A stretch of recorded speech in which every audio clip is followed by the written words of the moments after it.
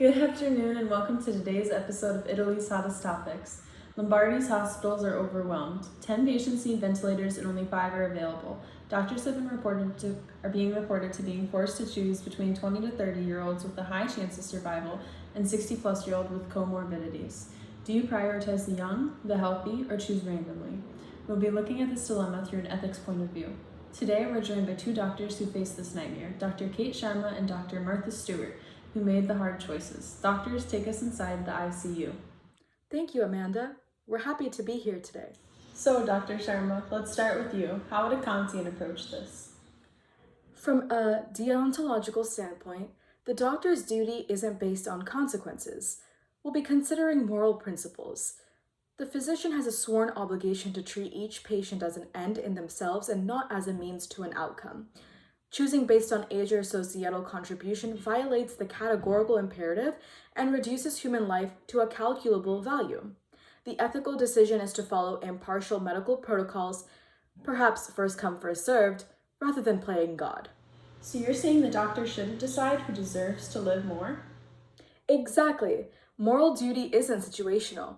If we justify sacrificing one for many, we risk normalizing dangerous biases, say, devaluing the elderly or disabled. The act of choosing who dies is itself unethical, regardless of outcomes. Dr. Sharma, you implemented a lottery system. Why?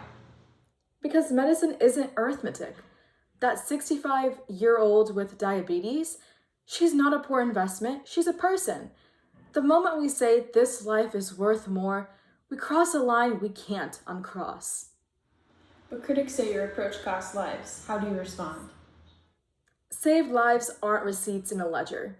Yes, we lost people, but not because we decided some were disposable. Dr. Stewart, utilitarianism would disagree, correct? Indeed. Mill's utilitarianism focuses on maximizing well-being. Here, saving the young, healthy patient promotes survival of the fittest and greatest societal benefit. The elderly doctor, while valuable, has already contributed.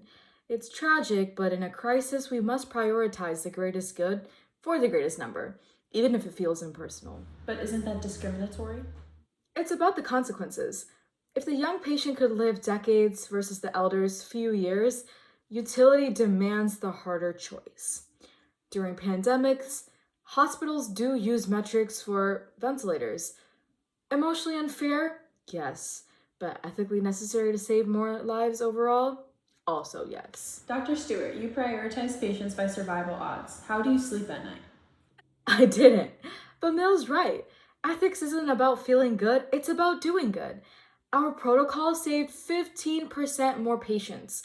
That's hundreds of families who didn't bury their loved ones. Dr. Sharma calls this the moral injury. And I call lotteries moral cowardice. Not choosing is still a choice. That 30-year-old firefighter we saved, he pulled 3 kids from a burning building last month. Outcomes matter. Dr. Sharma, how do you respond to the greater good argument? It's a slippery slope. If we accept utility over principle, where do we draw the line? Today it's age, tomorrow it could be disability or income. Human dignity isn't quantifiable. And yet, not choosing leads to more death. Isn't that also a violation of duty? Better than moral corruption, would you want your grandmother sacrificed because a spreadsheet said so? Dr. Sharma, you've called utilitarianism moral arithmetic, but isn't medicine already about weighing risks and benefits? Medicine weighs risks for individual patients and not between them. Kant's categorical imperative forbids treating people as variables in an equation. If we wouldn't universalize sacrifice the elderly, it's inherently immoral, no matter the consequences. But refusing to choose is a choice.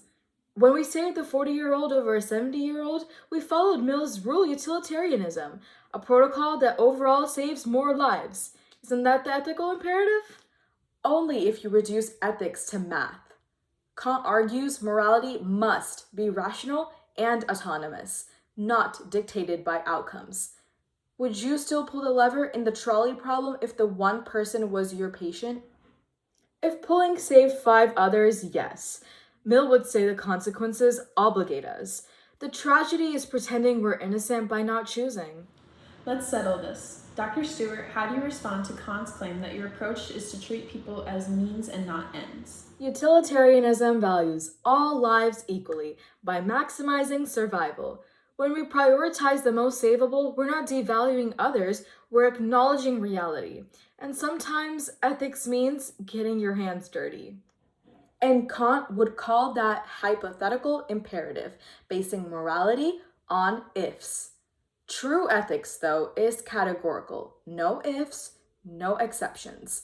Dignity isn't negotiable. Would you assess each ventilator case individually through act utilitarianism or follow set rules through rule utilitarianism? Rules save more lives systematically. Ad hoc decisions risk bias. We use prognosis scores applied equally to all. Call it what you want. It's still reducing humans to data points. What is your rule?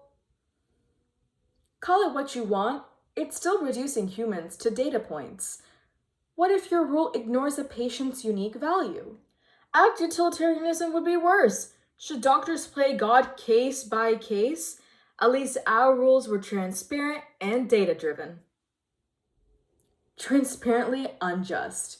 Kant says moral laws can't be bent to data because dignity isn't a variable. So rule utilitarianism sacrifices nuance for consistency, while act utilitarianism risks arbitrariness. Audience, which would you trust? Let's hear philosophy in action. Vote now. Our first caller, who are we speaking to? This is Sophie. I believe in virtue ethics. Aristotle would ask, what would a practically wise doctor do? Not follow rules or numbers, but balancing courage with compassion. Maybe save the young patient, but only if done virtuously. That's what we tried, but virtue without systems leads to chaos. Next, anyone for Sarah Reddick's maternal thinking? Hi, I'm Jamal, a care ethicist. Reddick says ethics grows from relationships. Who does the elderly doctor care for? Maybe her patients need her more than society values her years. Care ethics rejects both your frameworks. That's profound.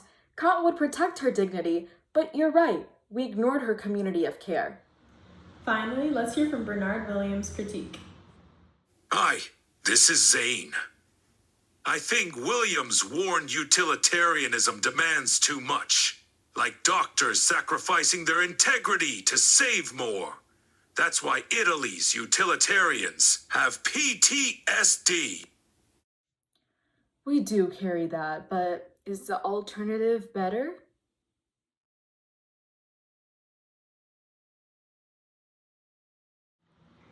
The people have spoken, but narrowly. Dr. Sharma, how do you feel about losing the poll but keeping your conscience? Kant teaches morality isn't a popularity contest. If 99% voted to sacrifice one for many, it's still wrong. That's absolutism. And I'd ask that 52%, would you hold that principle if you were the one sacrificed? No winners here, just the weight of choices. As Aristotle, Williams, and Reddick remind us, ethics isn't about answers.